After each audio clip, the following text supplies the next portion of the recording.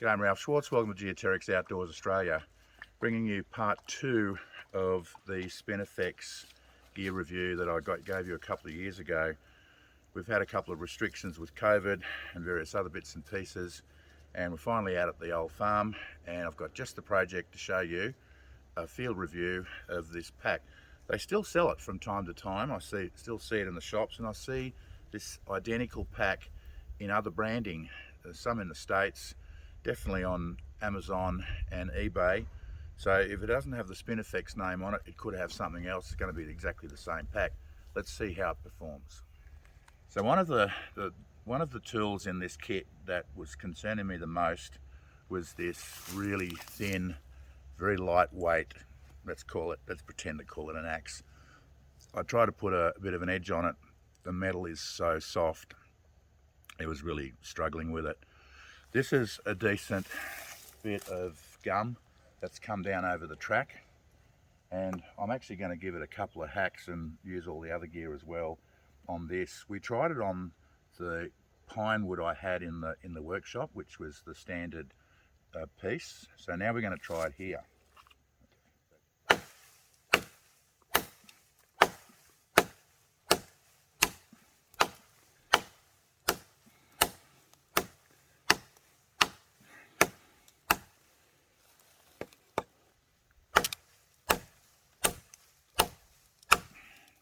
That doesn't have the weight or the shape to do anything. What I'm going to do is actually give you an example of a Tomahawk and of a real one, and I'll show you a comparison.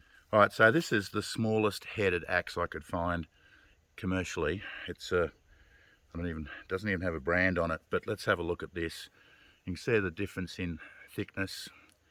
You can see the difference in cutting size. This one's got a slightly bigger cutting edge, but the weight of this is probably 6 times the weight of this little thing. I'll just put that away and let's get close up and see what a real Tomahawk will do. So you see that one there with 10 or 15 strikes.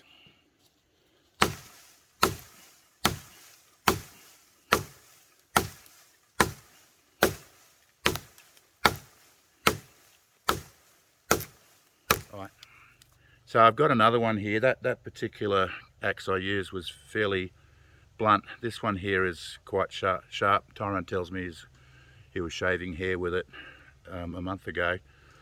Around about the same blade size, cutting edge. We're going to give this one a go and see how this performs.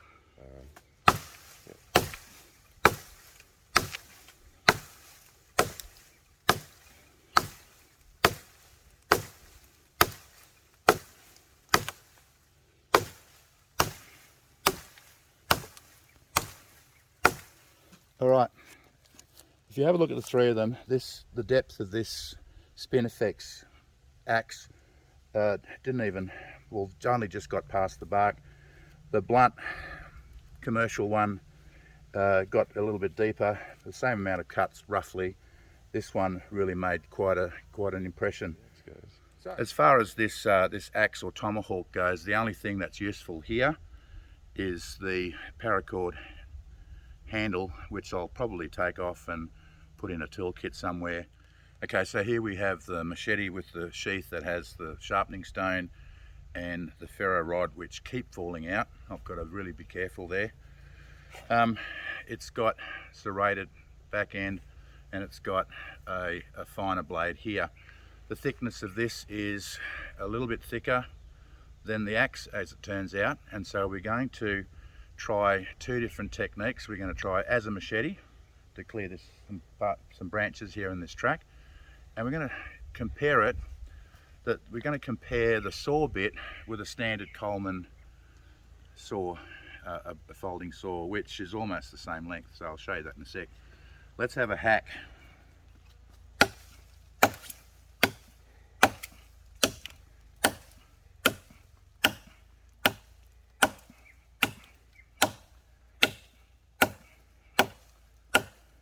Okay, clearly this is not what a machete is used for. It's used for much smaller bits, which I'll show you in a sec. But I wanted to show you this to show you the weight and what sort of penetration it was going to have in comparison. let's go to something smaller that a machete may be able to handle. But let's see if it'll go through. Yeah, it'll go through that. Just a little bit smaller than the size of a little finger. It's got enough weight if you give it a good go. This is a little bit too thick machete wise. This is a perfect piece here. About the size of your middle finger. Here, can you see that? The size of your middle finger is about what a machete is the maximum. So, couple of cuts, perfect. Look, I tell you what, let's give this a pass. How's that edge holding up? Is it giving some curling? On the No edge? curling. No chipping? Not on this, not on either side. It's actually the blade. I'll just wipe that. The blade is holding up. It hasn't even marked it. No, but as far as the hand feel, it feels good in the hand. When I turn it over, and look, this isn't really a saw. This is just a serrated edge, which you'd use on really tough grass or stuff like that. Comparing it against the saw is probably not the right thing. But the way the saw blade is set up, it's a pull saw. So we'll see how that works against the Coleman. Yep. Lucky I'm ambidextrous. So as a pull saw, it's pulling. It doesn't like the movement. No. It's an awkward saw. It feels really awkward in the hand. I'll just put this down for a sec and get the Coleman. It was really struggling with that, wasn't it? Yeah. So have a look at this. This is actually a bush saw. Actually the cutting surface is about the same, but this wants to cut. This likes to cut because it's a saw. The other one is just a serrated blade. And in a survival situation or a long-term camping situation, I know which one I would pick hands down.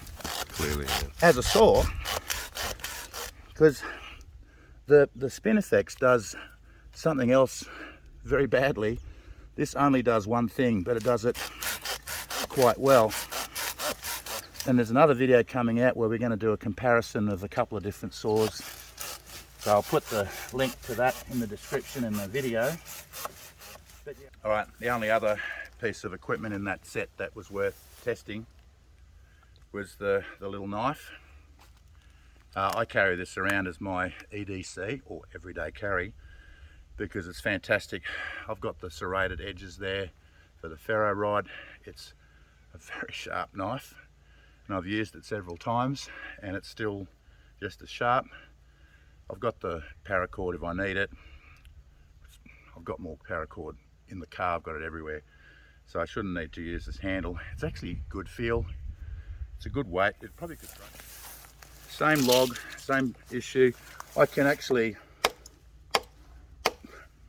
make a little progress, not a lot. If I wanted to batten, I could get myself a stick, but I wouldn't do it on anything this big. I would carry one of the folding saws to do some stuff. But as far as cutting goes, it's okay. This is hard wood here. Okay, so as a bushcraft knife, it can do various bits and pieces. You could scale fish with this. You could possibly with that edge, you could possibly even gut animals. Bit around there. I wouldn't use it to skin animals, but to cut up veggies to put in a pot, potatoes, carrots, that sort of stuff. Let's see how it performs as that, because you have to eat when you're in the outdoors. So let's see how it performs there. I'm really searching for some redeeming features of this little Tomahawk, and I thought, look, I'll give it one more try, which is some seasoned firewood here that we have at the old farm at the hut. I'm going to do some battening or something to see if I can get this to redeem itself. Let's have a look. Okay, let's see if we can. I just can't get any sort of weight in behind this. So I'm going to see if I can split a fairly typical piece of firewood using a batten.